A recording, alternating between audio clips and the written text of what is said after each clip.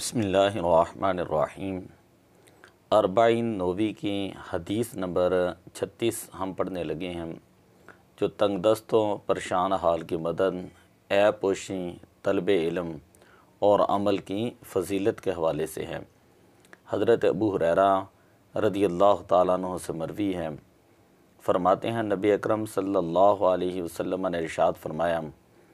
من نفس عن مؤمن قربۃ من قرب الدنیا، جس شخص نے بندہ مومن سے دنیا کی مصیبتوں میں سے کسی مصیبت کو دور کیا، نفس اللہ عنہ قربۃ من قرب یوم القیامہ، اللہ تعالیٰ قیامت کی مصیبتوں میں سے ایک مصیبت اسے دور فرمائے گا۔ ومن یسر علی معسر، اور جس شخص نے تنگ دست پر آسانی پیدا کی، یسر اللہ علیہ فی الدنیا والآخرہ، اللہ تعالیٰ دنیا اور آخرت میں اس کے اوپر آسانی پیدا فرمائے گا۔ ومن ساتر مسلما، جس شخص نے کسی مسلمان کی پردہ پوشی کی،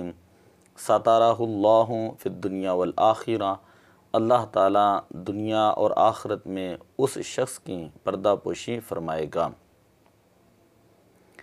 واللہ فی عون العبد، اور اللہ جو ہے اپنے بندے کی مدد میں ہوتا ہے، ما کان العبد فی عون اخیہ، جب تک کوئی شخص اپنے بھائی کی مدد میں لگا رہتا ہے۔ ومن سلک طریقا یلتمس فیہ علما، اور جو شخص ایسے راستے پر چلتا ہے کہ جس میں علم حاصل کرے، علم تلاش کرے، سہل اللہ لہ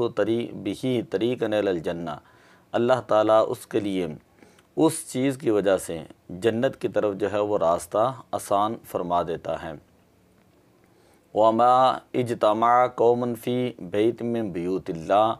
اور جب کچھ لوگ جو ہیں اللہ کے گھروں میں سے کسی گھر میں جمع ہوتے ہیں، یتلون کتاب اللہ، اللہ کی کتاب تلاوت کرتے ہیں، ویتدارسونہ، اور آپس میں ایک دوسرے کو پڑھتے اور پڑھاتے ہیں، الا نزلت علیہم السکینہ، تو ان کے اوپر سکینہ نازل ہوتا ہے، وغشیتہم الرحمہ، اور ان کو اللہ تعالیٰ کی رحمت جو ہے وہ ڈھانپ لیتی ہے، وحفتہم الملائکہ، اور اللہ کے فرشتے ان کو گھیر لیتے ہیں، وذکرہم اللہ فی من عندہ، اور اللہ تعالیٰ ان کا ذکر ان لوگوں میں ان فرشتوں میں کرتا ہے، عندہ جو اللہ کے پاس ہوتے ہیں۔ ومن بطأ بہ عملہم، اور جس کا عمل اسے پیچھے چھوڑ دیں، لم یسرع بہ نسبہ، تو اسے نسب جو ہے وہ آگے نہیں لے جا سکتا۔ تو رواہ مسلم، یہ مسلم شریف کی روایت ہے۔ تو اس حدیث پاک کے اندر ہمیں یہ پتہ چلتا ہے کہ جب تک ایک بندہ مومن اپنے مسلمان بھائی کی مصیبت کو دور کرنے میں لگا رہتا ہے تو وہ اللہ تعالیٰ کی رحمت میں ہوتا ہے، اللہ تعالیٰ اس کی پریشانیاں دور فرما دیتا ہے۔